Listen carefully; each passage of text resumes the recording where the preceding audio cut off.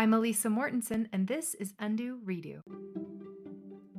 Let's take a look at all the things that happen in life that we would like to undo and have a chance to redo.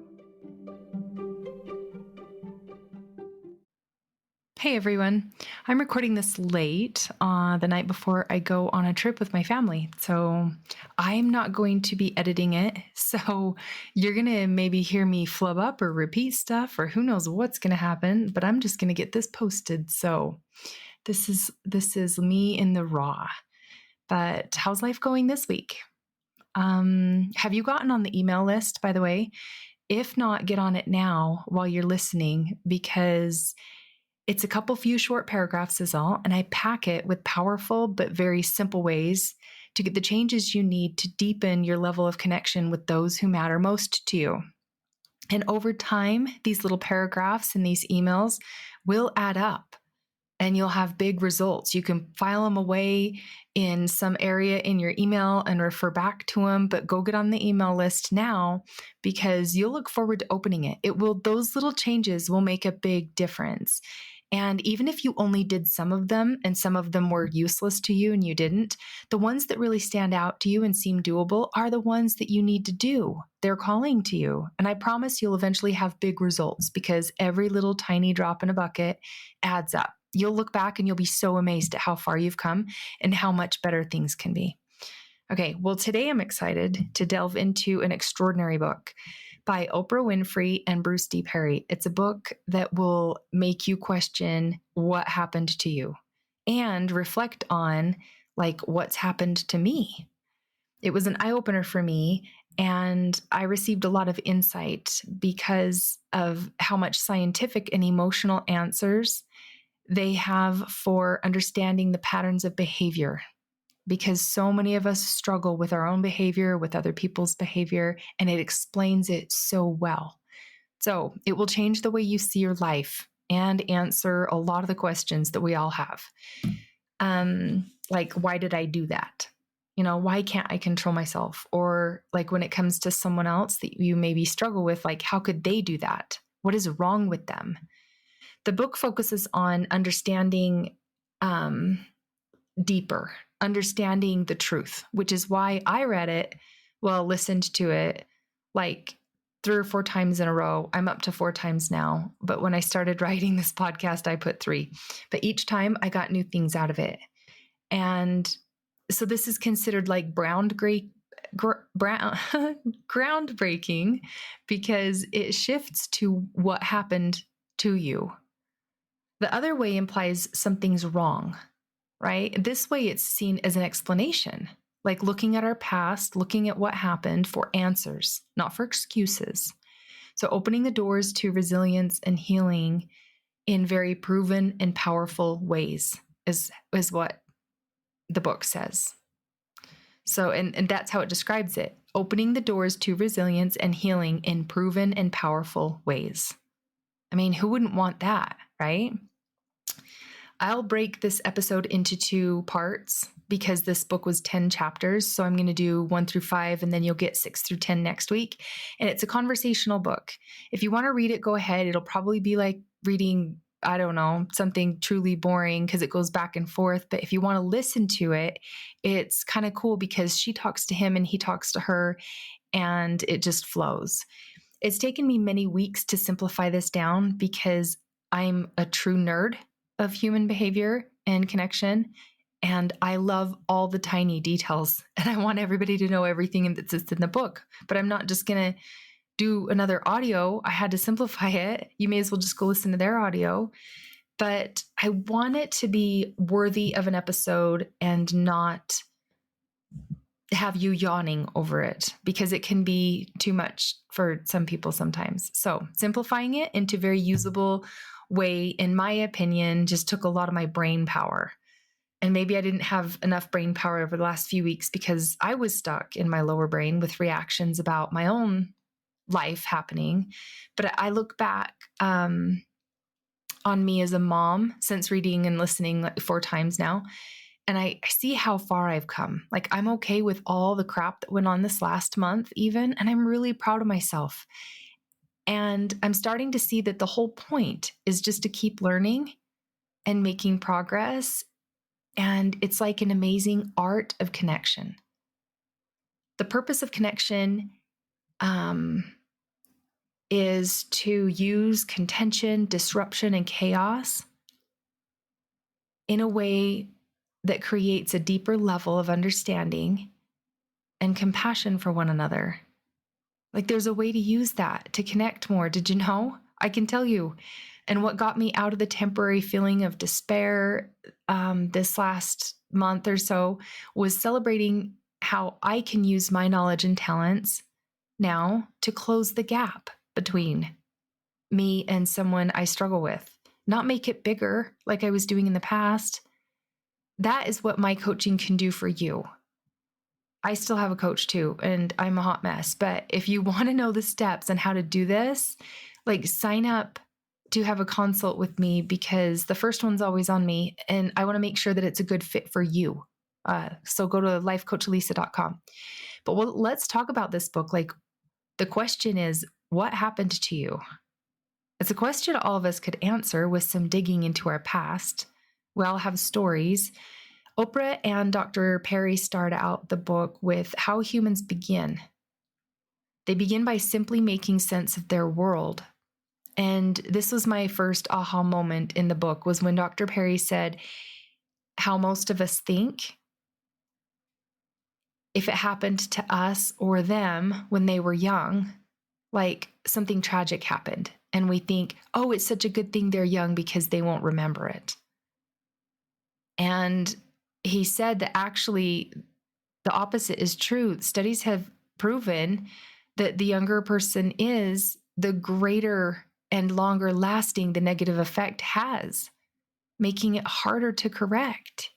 And this made my stomach sick, because in my personal life, my husband and I have had so many loud, not okay arguments, especially early on when our kids were really young and just growing up and developing. And I know we were just doing our best, and sometimes our best really, really sucked, you guys, but we didn't know any better at the time, right? Things just happen. And I can think of many times they would even mention hearing it. Like, I heard you guys yell last night. Daddy was yelling, and mommy was, crying. That doesn't make me the victim or anything. That's just usually how it goes. I'm less vocal and more teary-eyed. But they said it associated with it, like that was so scary.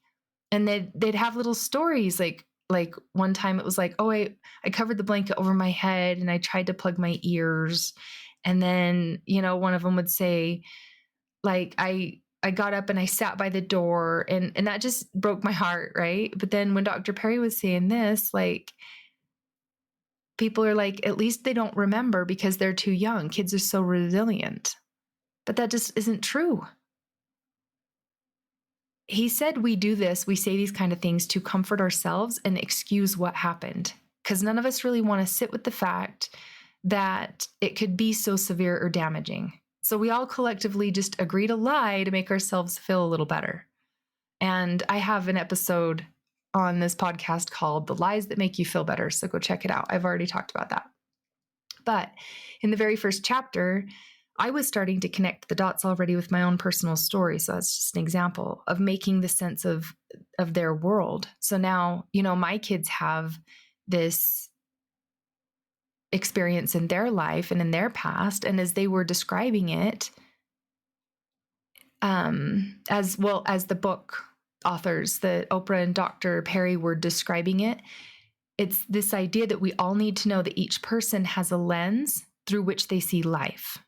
And we do too. And this is how the brain is described throughout the book. It's like the lens that is forged, or altered or improved by the incoming information, like how we decide to interpret information coming in.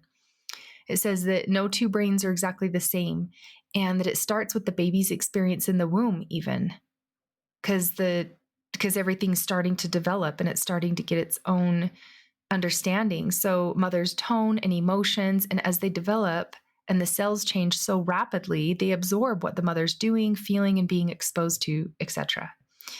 Dr. Perry also explains to Oprah that the brain develops so fast from the womb to the first, 6 years of life, or the first few years of life.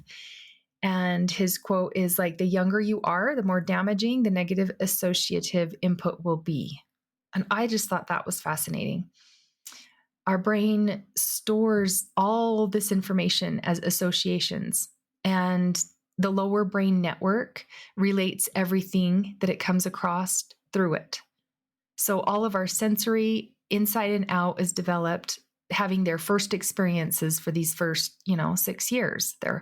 Whether we hurt or we're thirsty, whether things are dangerous, it's just all feedback.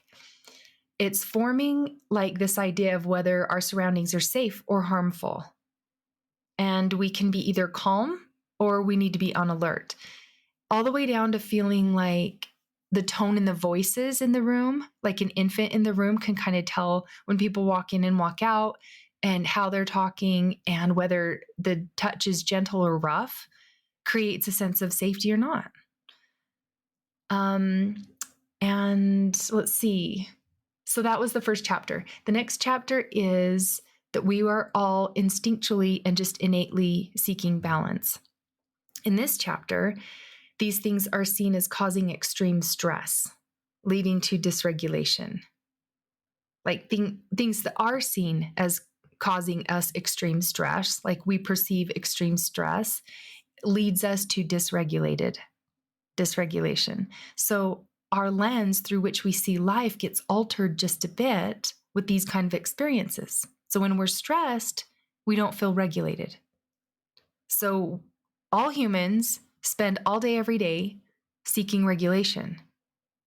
Dr. Perry explains that in order to help an upset child regulate, the parents must first know how to self-regulate, because the energy, tone, urgency, and etc. cause stress responses in the child, resulting in the opposite outcome, which I can totally see. Like if I'm just at my wit's end all the time and I can't even manage me, how am I going to teach my child to manage them?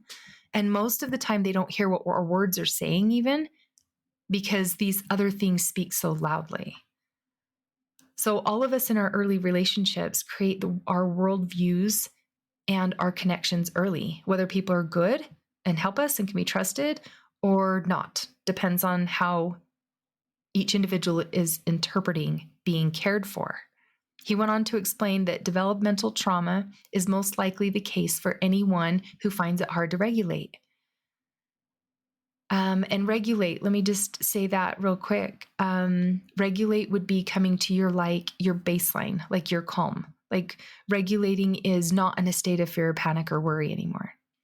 So if you were in an unpredictable and chaotic surrounding like your home or community early on, you may have perceived it as such, and likely you ended up with an altered threat response.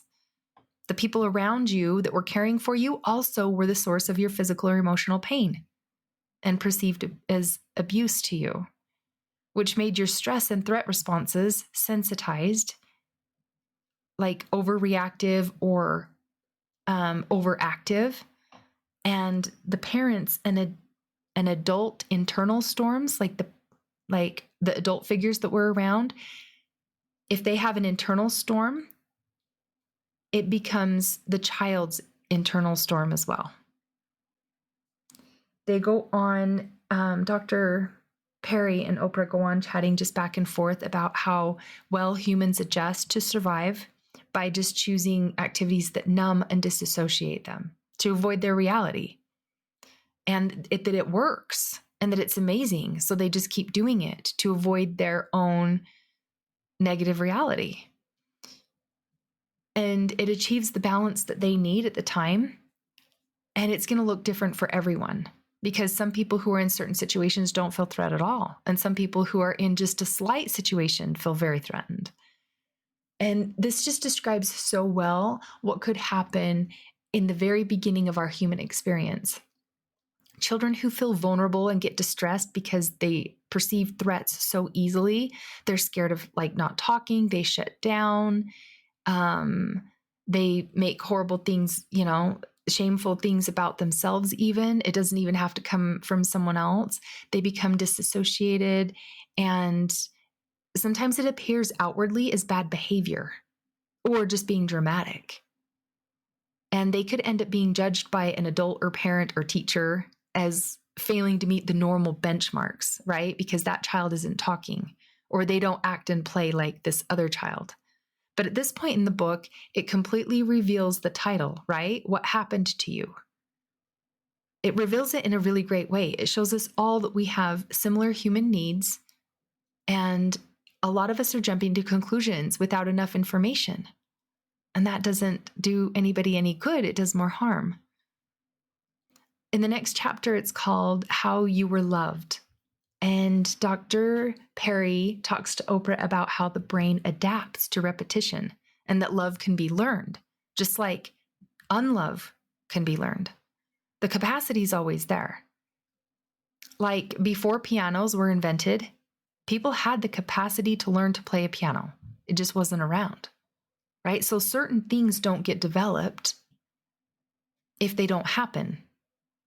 Because you can't just be told how to play the piano or read a book about it. You have to put your hands on the keys and practice. So it's no one's fault. It's just what happened to you along the way when you were developing.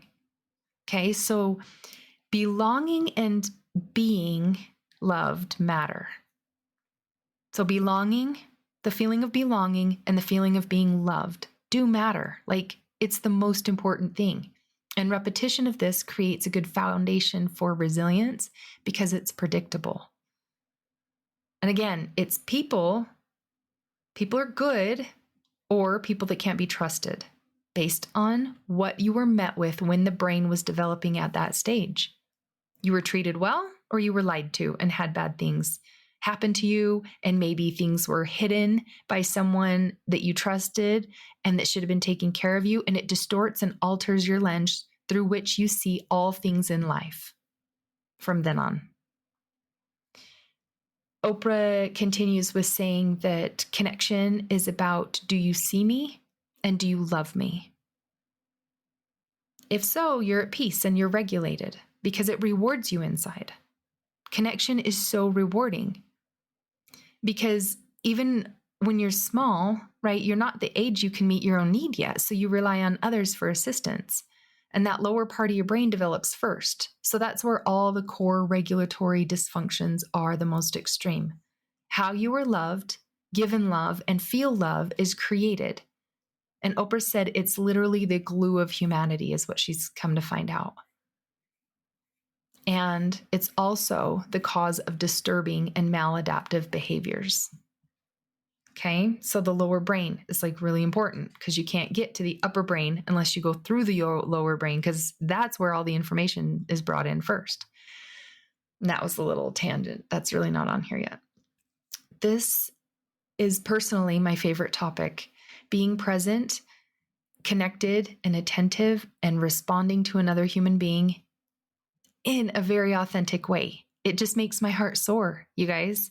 And it's not to say that we need to be at our kids' beck and call, right? We're not going to do that. Or that our parents did something wrong if they weren't and they messed up, because we only need a moment here and there, not perfection, slight consistency, right? It's not about the quantity, but the quality of the moment.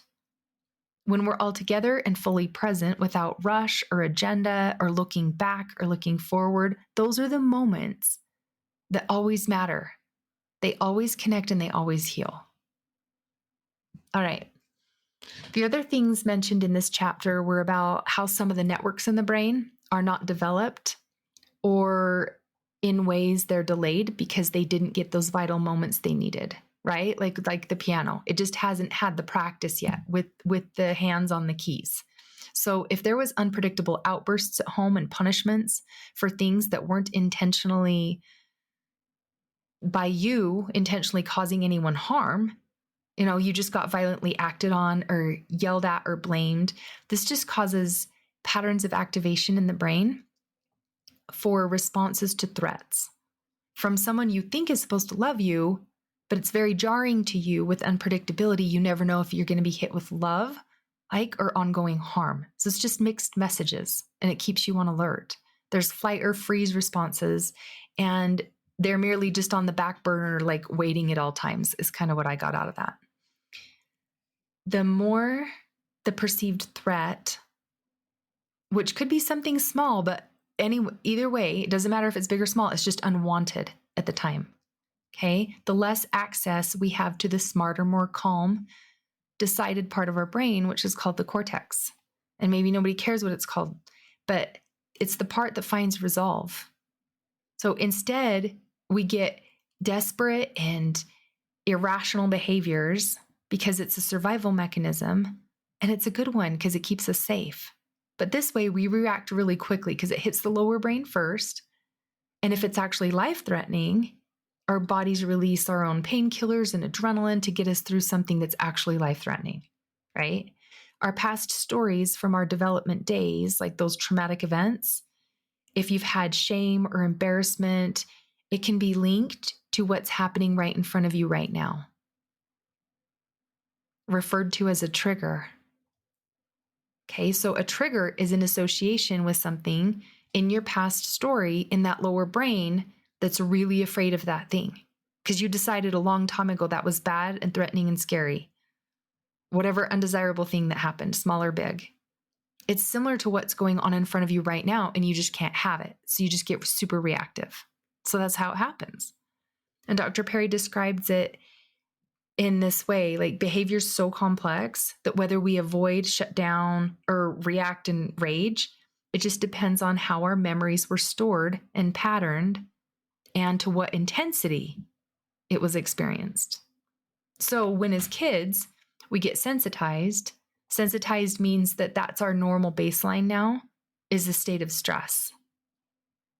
It's adaptive at first, and it serves us really well to cope, but becomes maladaptive. So it's useful at first, and it gives us a lot of ability to survive, but then it becomes not useful anymore at all. As soon as we can care for ourselves in everyday life and we don't need other people to care for us, it just leaves us in a heightened state of stress.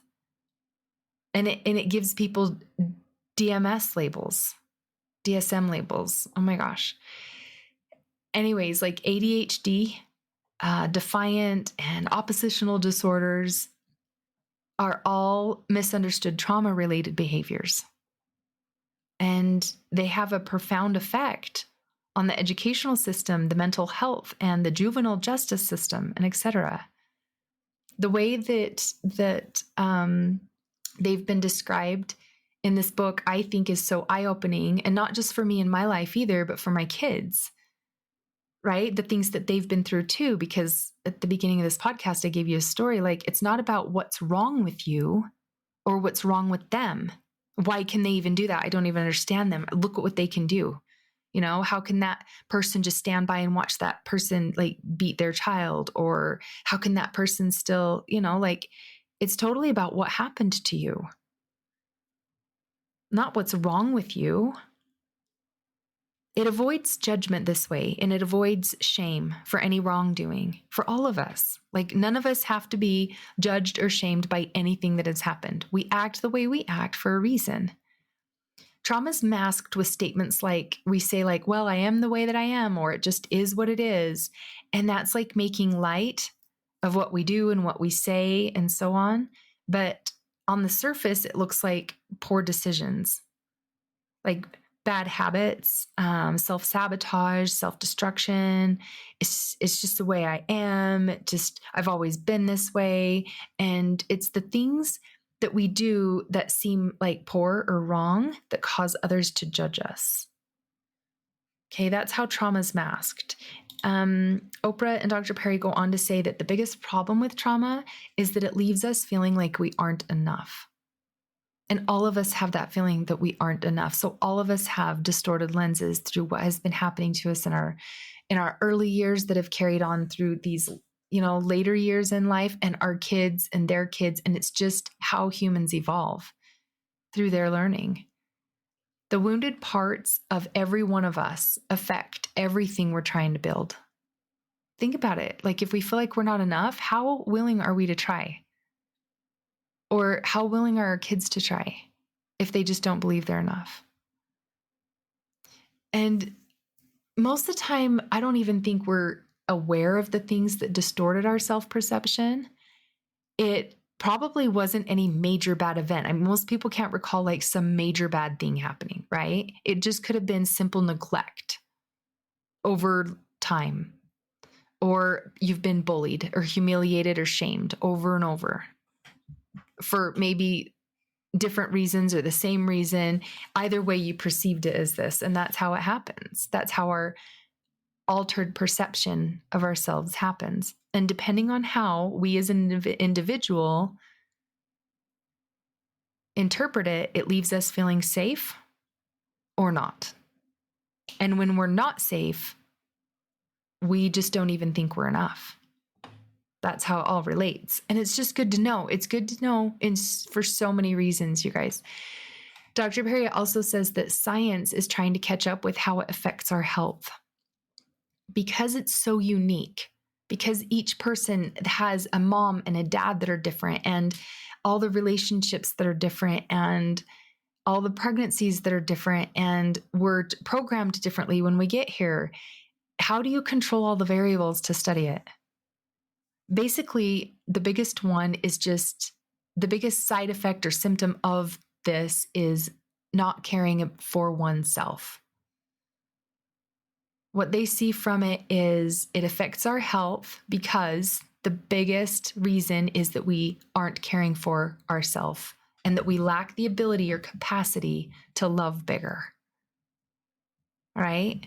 So to one person, this same event could happen and they will pop back and gain resilience like however long it takes them after. And to another, in that very same situation, that person will get stuck and be there long-term or lifelong, and it negatively affects their health and their behavior until they are no longer on this earth. If you're falling asleep, please come back to me and listen to this next part. This is long and it may be boring and you can just skip it or listen to it faster. But if you're falling asleep, come back and listen because this is what he said next. Connectedness counterbalances all the adversity. That's really flippin' cool. Okay. And this next chapter, it's called Connecting the Dots. Dr. Perry begins to explain how organic therapeutic dosing can reset a person over time. Not like an hour of being forced to answer a bunch of questions with a person who is trying to fix them in an office somewhere, right? Because then you just like confirm that you're broken. And those things are good, but it's not always what it seems. But Dr. Perry, who does this for a living and has seen many, many things, and there's so many stories in the book, he says a positive bonding human interaction that is nurturing, it's regulating because they really see you. It regulates a person because you're really seen. Someone sees deep inside you, your hurt, your pain as you are. Without judgment, just hold space for you to be as messy as you need to be because something happened to you. And it's true, we become better when we're seen, without agenda, without judgment. And this is the way we should interact with all human beings, but we just don't. Avoidant behavior is a sign that a person is wanting to gain control back in their lives, and they feel out of control. It's a protective instinct for themselves. They blame their triggers, like, oh, it just triggers me, right? But nobody asked why the trigger in the first place. Oprah says, no one asks why the trigger in the first place. What happened to you? Like, there's a story there, right? It's not just like, what's the matter with you? It's not that. It's like, what happened? Let's get to the root of it. And his caution right here, Dr. Perry's caution, were with so many misunderstandings and miscommunications, never focus on a person's behavior alone.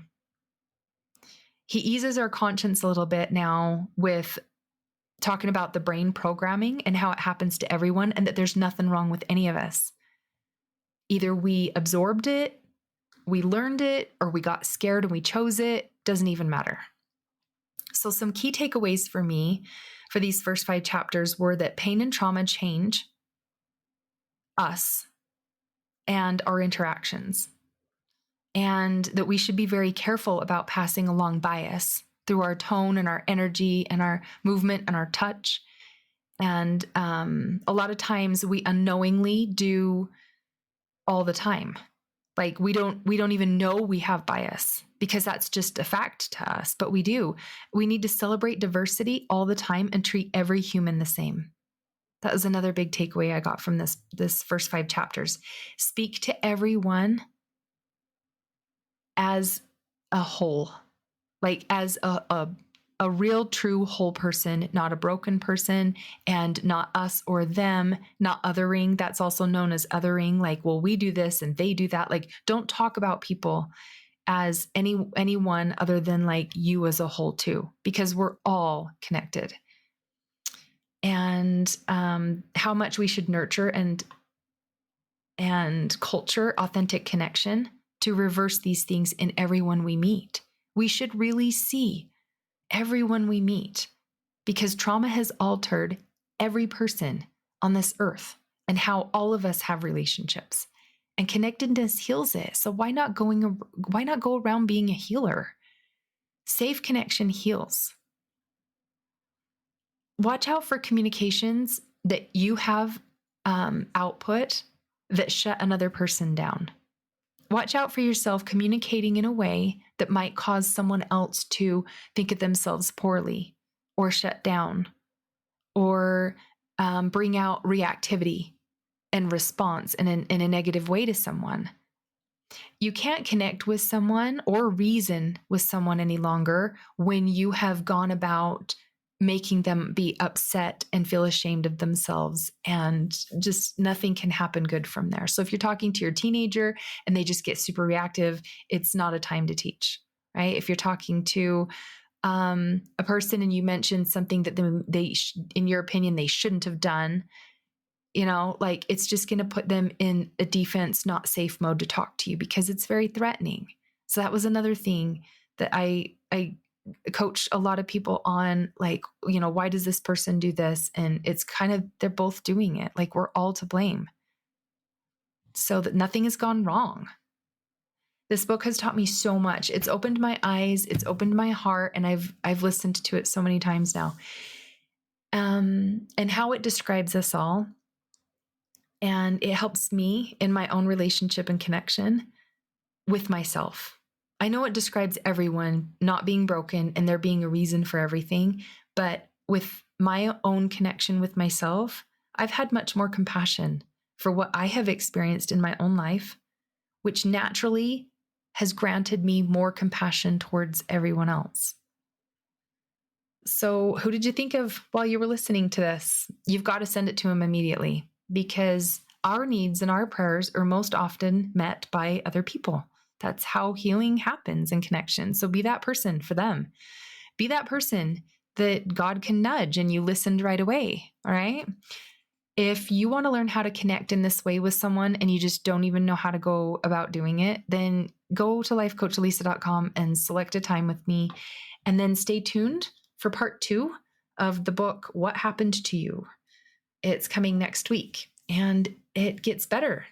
It gets better and the teaching is all kind of out of the way. So there's lots more learning on how to correct it. So stay tuned for next week. I love you all and we'll talk to you soon. Bye.